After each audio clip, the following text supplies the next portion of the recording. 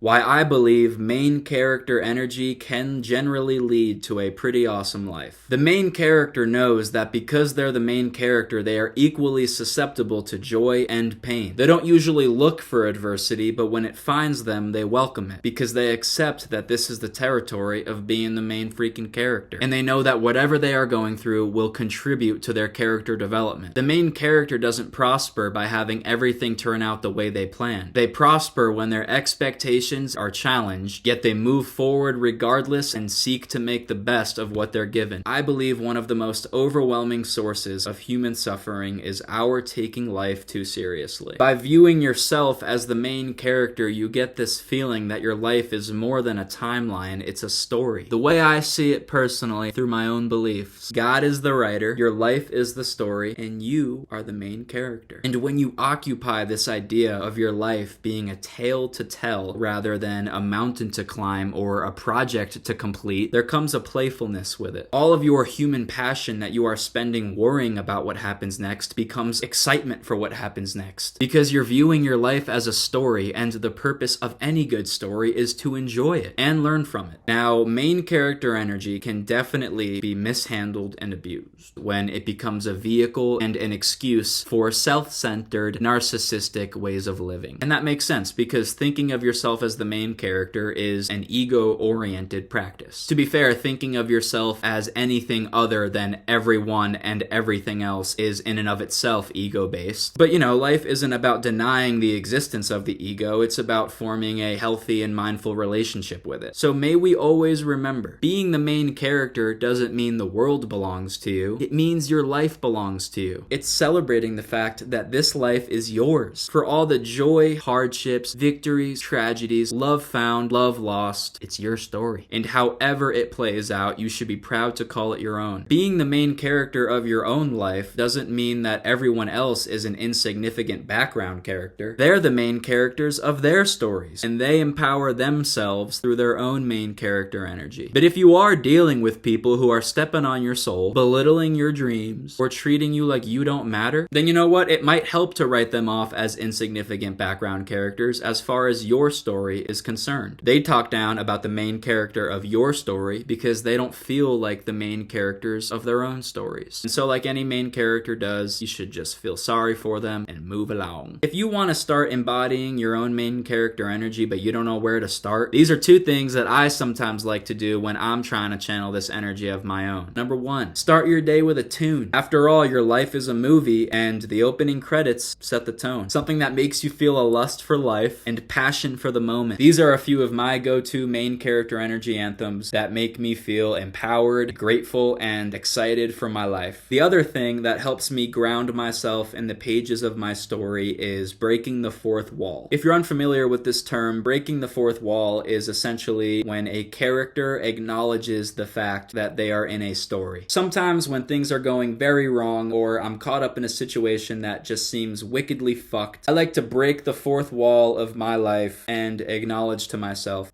damn, I guess this is just part of the story, huh? And although sometimes it's simply too hard to do, when I am able to do it, it helps me detach from what is beyond my control and find humor in the absurdity of it all. Sometimes I like to think my life has an audience who I can't see or hear. Like my guardian angels are hovering over me, watching my life unfold, and getting pure entertainment from it. Just laughing and chatting amongst themselves like, hey, look at this silly little idiot trying to exert control over things. Doing that helps me slow down and let go and release the idea of everything being so serious. Now, as you go on to channel your own main character energy, here are two little things to remember. More important than being the main character is being the protagonist. And even though we don't see it or hear it, the main character still needs to eat and sleep and poop and shower. Look around you. This world is ours, but this life is yours. The script would not exist without you. Your existence is an open book, and you are its main character who, with the help of the almighty writer, decides what will be written. So get out there and save the world and kick some ass and fall in love and lay in grass. But most importantly, enjoy it, baby.